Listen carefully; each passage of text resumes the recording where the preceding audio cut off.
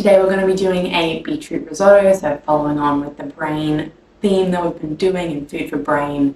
Beetroots are incredible for your brain health. We're going to be adding in some walnuts as well, which are of course such great brain foods.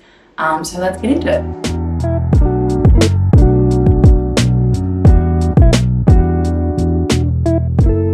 So you're going to start by chopping up about 4 to 5 beetroot heads this size, so just like small to medium guys. The smaller they are, generally speaking, the sweeter they are.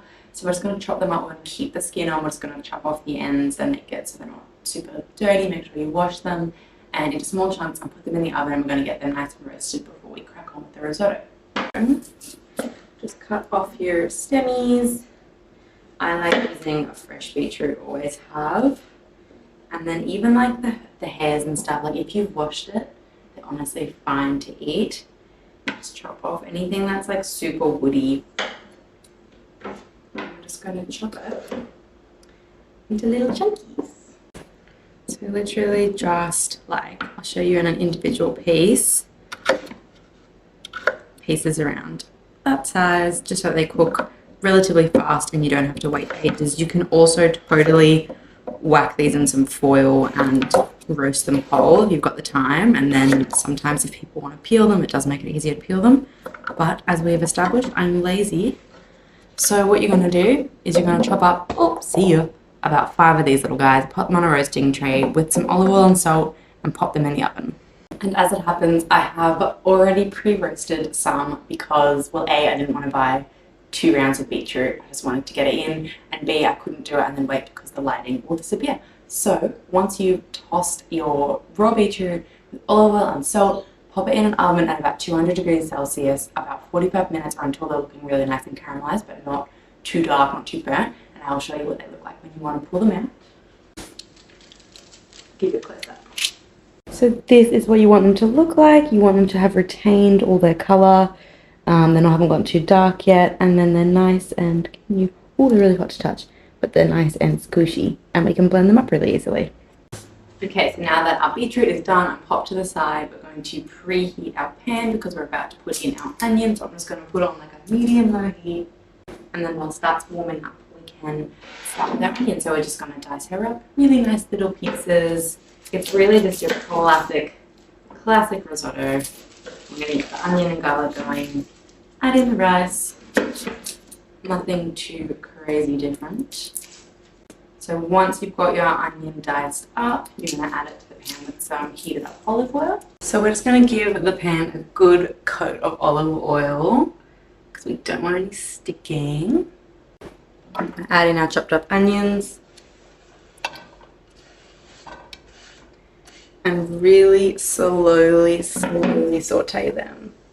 Nothing super duper hot because we really want to bring out as much flavour as possible. So whilst our onions are cooking up, we're going to blend up the beetroot mixture so it's ready to go, and it's ready to add in once we start adding in the rice into the onion because it comes together pretty quickly. So we want to make sure all of the components are done because we're going to be doing the beetroot sauce, I guess you'd call it, and I want to have a lot of fun little toppings as well, like the walnuts and the crispy sage leaves. So we're going to make sure everything's ready to go. So once the rice is in the pot, we can just really easily just start adding everything together. So we're going to get a blender. You can do a food processor, but this blender just, I find it works really well at making things really creamy. Beetroot going in. Now I've got I don't know my measurements. I would say that is, you could either say less than 1/4 cup or like 2 tablespoons of chopped dill. That's what I'm going to say, but I'm literally just eyeballing that. And also, if you don't like dill, you don't have to put it in, but dill and beetroot are just, they're the best. I'm going to do also, instead of a veggie broth, I'm doing a beef broth. Beef and beetroot as well are a really nice combination.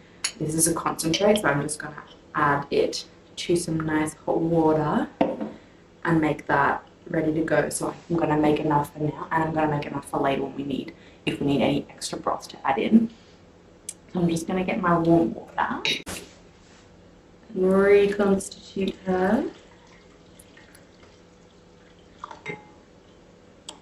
And what's really important with this sort of recipe is a lot of salt. Beetroots are really sweet naturally, which is really nice, but for me, when I'm having like a savoury meal, if something's too sweet, it can be a little bit, so we've got to work at balancing that a lot. So you use more salt than you think that you do. All right, so salt's going in. Like I said, quite a generous amount. We're going to do a heap of cracked pepper as well. Like so much, more than you think. Alrighty, and now in with your broth. I'm going to use about, wait, I'll tell you in a second. I'd say about 150 mils of it. Okay, so you've got your mixture all in there. That's going to get blended up. Now it's going to get loud. You're not going to be able to hear me, but I'm going to leave it running so that you cannot be able to see it.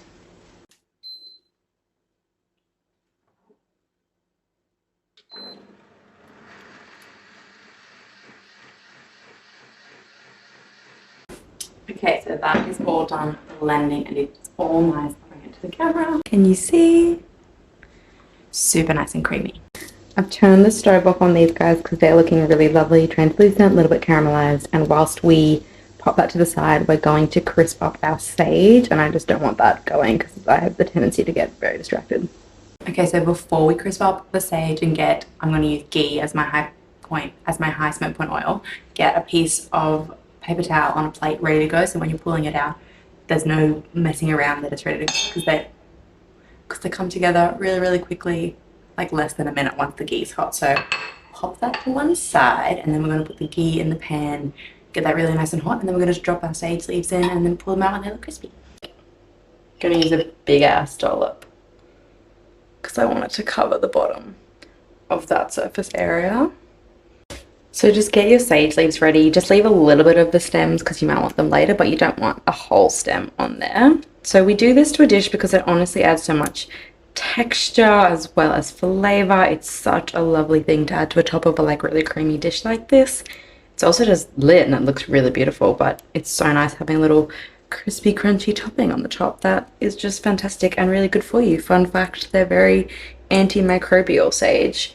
So that's nearly ready, and what we're going to do, we're going to do a water test. If it splatters and looks really sizzly, we're literally just going to drop them straight in and then fish them out. So make sure you've got like a little spoon or something that's ready to go in order to fish it out. Okay, this is going to happen very quickly. So sage leaves in.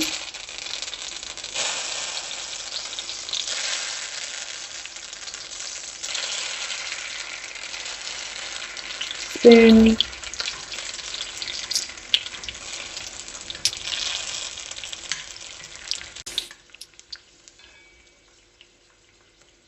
And you leave the stem on. And while they're still really nice and warm from the pan, not hot so you burn your fingers, just sprinkle a little bit of sea salt just while they're still warm. This will give them extra flavor later, just enhance the saginess. And we can just pop them aside now until the end. What we're going to do now is we're going to chop up some walnuts. I have the tendency to just throw everything on the ground. We're going to chop up some walnuts and add in a few bit of chopped sage and some salt, and we're just going to roast that in the oven for like, not very long, 5-10 minutes, just to give it a bit more flavour. And we're going to put that on the top at the end, and that will be our last element done, and then we can get into making the risotto. Really roughly chop it. It doesn't have to be anything crazy, just so that when at the end you've got enough to sprinkle over everything.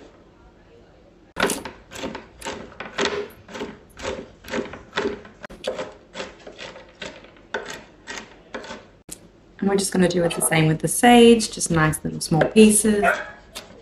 And we're just going to add those into a little bowl. And just toss it with a little bit of olive oil and salt. I'm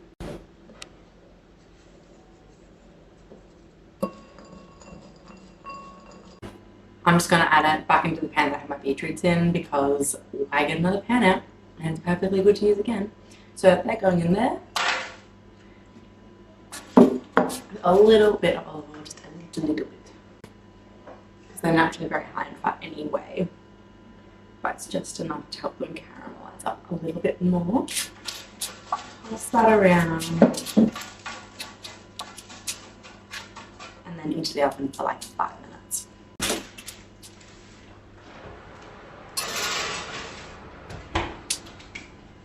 Alright, so we are finally back to the best part. Our onions are looking lovely and soft, and I'm just going to fry up a little bit of garlic, and I'm going to do the rice, and then it's just going to come together super fast from now. Just going to go with a teeny bit of butter to help things on their way. Alright, I'm just going to go in my sliced up garlic. And then once they start sizzling, we're going to add in our rice. Alright, he's nice and sizzly. We're going to go in with our rice. And we're just going to mix that around, get it nice and toasted off. Let this toast for about a minute, nothing longer than a minute, and then we're going to start adding in our broth. And we're going to do just the plain broth first, and then I'm going to add in the beetroot later because I just don't want any of that beautiful colour pigment to go away. And it most likely wouldn't, but this way it's just a bit more risk-free, and then you also know how much you need. Alright, first bit of broth going in.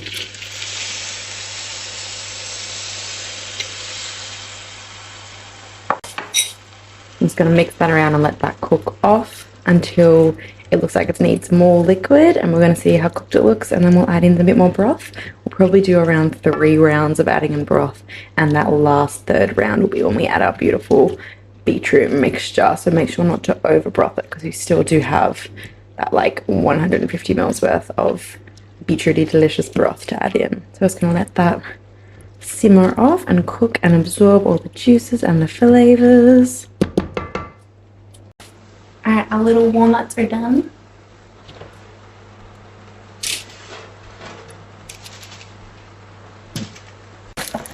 Whoa, struggles through. There they are, looking lovely and just slightly golden with crispy sage in them. Alright, now that's getting a bit stuck to the bottom, so it's time for the next round of broth.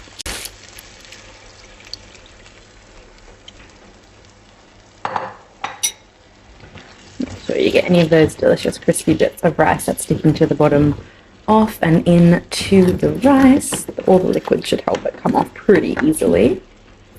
And even though we seasoned the blended beetroot, I'm still going to season the salt a little bit because the beetroot itself tastes amazing, but by the time it gets in this, it'll get a bit more diluted and it will lose the flavor. So whilst I'm just going to continuously stir my risotto, the reason that we're doing a beetroot one for brain health is because beetroots are, of course, really rich in antioxidants, and that helps reduce oxidative stress in the brain, which is fantastic. It reduces risks of, neurodegenerative diseases. But what is amazing is that it has a compound called, the difference what's called nitrates. And nitrates can actually improve blood flow and around the body and to the brain. And that means that it's going to help improve memory and focus and all of these things that you get when you're improving blood flow, as well as to the body, and it helps with blood pressure and all these fantastic things. But it's actually such a great brain boosting food. Alright, I'll come show you. This looks like it's ready for the beetroot. See how that's thickening and all absorb the liquid. Alright, we're going to come in now with the beetroot for the final flurry.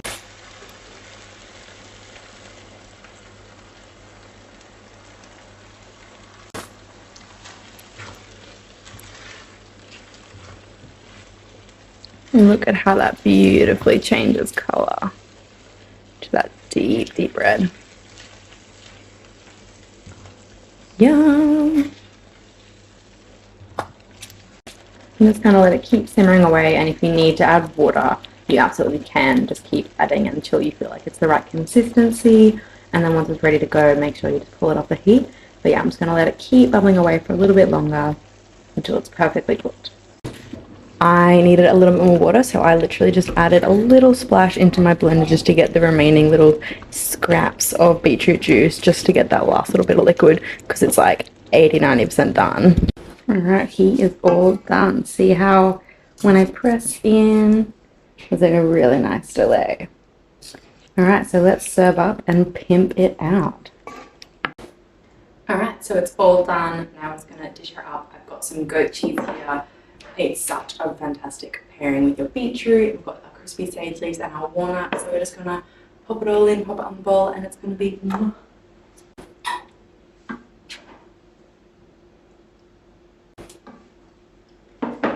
sure you do it while it's nice and hot, so it gives your goat cheese, when you crumble it, a little bit of a chance to ooze and melt a little bit into it. Crispy walnuts and sage leaves. Just has so much texture, as well as fantastic brain benefits of walnuts as well. Really goes to fingers. And your little crispy crunchy sage leaves. Gorge. She's stunning. So that is it. That is the brain-loving beetroot risotto. I will put all of the brain healthy benefits in the notes below, and we will see you next week for some more foodful recipes. The walnuts, actually, surprisingly, they make it, which I'm not usually the biggest walnut gal, but when used correctly, it can be a massive vibe.